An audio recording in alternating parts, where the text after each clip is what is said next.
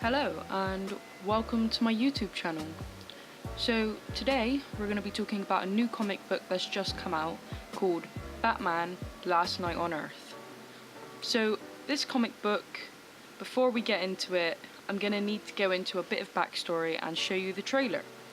So to start off with, I'm going to let you know a little bit about it and then we'll get into the trailer. So the comic book was announced in 2016, so this has been highly anticipated for quite a while now. So far it looks really cool. The writers are advertising this as their last Batman story together. So that should be interesting to see where they take it, to see how far they take it. Moving on to the trailer. If you haven't read the comic book and you don't want any spoilers, please go read the comic book before watching this, because I will be getting into detail about the comic book. So let's just jump into it. Wow. The art in the trailer looks amazing. I'm interested to see how this is adapted into a comic book, because this trailer looks so cool. I want to see the story behind it. I can't wait. Giant babies are a thing. Cool. Looks like they're Green Lantern. It looks really interesting, and obviously it's written by Scott Snyder and the artwork is done by Greg Capullo. So those two are a really good combo. They've done loads of really cool comics together. One being my favourite comic, Death of the Family. It's my favourite comic in my collection. It's my favourite art in a comic book so far, and some of my favourite storytelling. So that's really cool. They also done Endgame, Batman Endgame, which was also a really interesting comic book with some really cool art. It was like old school mixed with new age art. It was really cool. I liked it a lot. A lot of other people did as well. It's a very liked comic book. So jumping into the comic. So I've read the comic and it's really cool. I really liked the start to it. The start has Batman being shot in the alley where his parents died because he was on a mission. And he wakes up and he's in Arkham Asylum. And his doctor is the Joker, but not the Joker we know and love, a sane Joker. And at the start you're inclined to believe that this is all a big plan by Joker. But then Alfred comes out, which I was really shocked by. It's like, this can't be part of Joker's plan if Alfred's in on it, because Alfred wouldn't do that. Well, joke's on me, because we find out later that Alfred's the one that set it all up. He tried to make Bruce believe that he was never Batman, and it was all in his head when he was in a coma, and all the villains that he fights are actually his doctors. That's when it really cemented it for me. I really thought that they were gonna literally tell us that he was never Batman to begin with. I genuinely thought they were gonna say that. I was in shock. I was like, this can't be right, it's Alfred. But no, it is. And as bad as that already is, he also told him that he went insane and killed his own parents. The one thing that started this whole crusade to begin with. So I'd say Alfred's a bit messed up for that. I wouldn't have forgiven him, but I guess Bruce did. So my thoughts on the first part is that it was really cool and really interesting, and it was really immersive. Honestly, you were as clueless as Bruce was. You didn't have any idea as to what was gonna happen next, and I really liked that.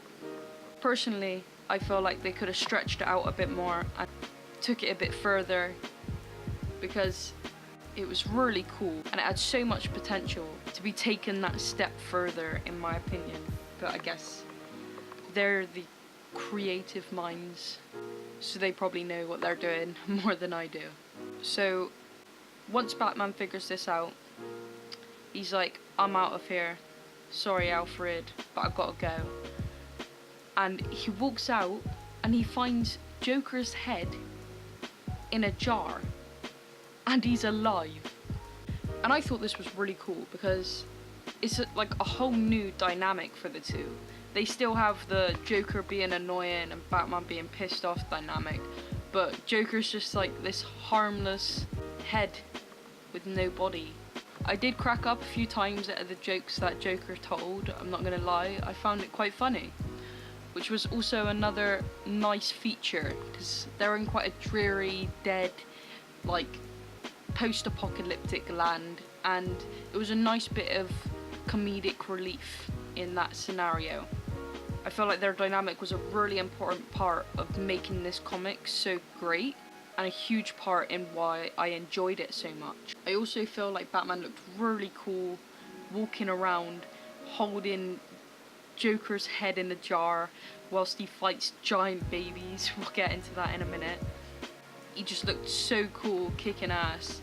And it's like Joker's just there like, yeah, this is my best friend. He's taking care of me and kicking ass.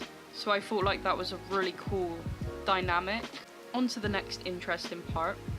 So Bruce and Joker are found by a few women that are heroes and villains that are teaming up, like Poison Ivy and all that, and pull him in. They're like, quick, come with us and we'll help you out. So they find out that Bruce is Batman, and Poison Ivy proceeds to knock him out, and then they take him to Wonder Woman.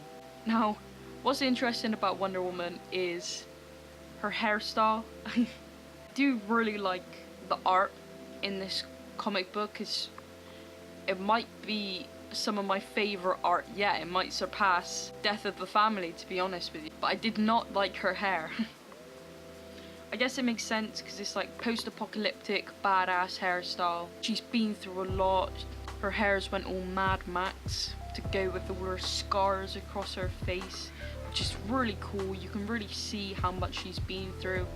And I really like that about it, but I'm just personally not a fan of the hair. Wonder Woman being one of the few characters that play a prominent role in the comic book so far. They had a really interesting take on it. You could see she's been through a lot, she's hopeless, she's lost all the people she cares about, she's watched everyone die, whereas Bruce, as we found out from Alfred, he's a clone. He's not even the real Bruce. Clone Bruce has no memories of anyone dying or what happened, so he's still got the hope that they can fix it, whereas Wonder Woman has seen the real Bruce fall, she's seen Superman fall, maybe he did, maybe the next Superman to come is a clone. I don't know yet. Can't wait to see what they do with that. So Wonder Woman's like, there's no hope, we can't fix this, and gives us really interesting information. The person that's been causing the most trouble might be one of Batman's sidekicks. So maybe one of the Robins, one of the Batgirls, could be Jason, maybe Nightwing. I feel like that would be a real interesting part of the story, and I can't wait to see which one it is, or if it even is one. And I can't wait to see those characters be brought into the story, actually. I'm really excited for that. So after all this, Batman's not on board with Wonder Woman's plan, so he gets up and he leaves. He's like, with or without you, I'm gonna save this planet. And he gets up, he picks up Joker, and he goes on his merry way. With like this awesome shot of like a really fiery red background with the silhouette of Batman holding the Joker head. It looks really cool. So yeah, I cannot wait to see where they go next with this story. How Superman comes into it, how Batman's disciples come into it. This is gonna be so cool. And you never know, Wonder Woman might do a 180 and be like, I'll help you. You're right, I lost hope and now I've got it back and I'm gonna help you. Or maybe she sees that Superman is still alive and that's what makes her help. I don't know yet, and it's really exciting. It's really excited to see how many different ways they could take this story right now. And I'm really excited to see what way they take it. So that's my thoughts. I would recommend this comic book to anyone looking for a new comic, and I would definitely recommend it to anyone who's a Batman fan. It's a really cool story with some good comic relief and really amazing artwork and a really interesting story. So if you're into comics, if you're into Batman, I would definitely recommend this comic. Thank you for watching. If you want to see more videos like this, please consider subscribing. I want to do more videos like this talking about geeky stuff like comic books and video games. So if you're into that sort of thing, feel free to join the channel. I really hope you enjoyed it, and I'll hopefully see you in the next one.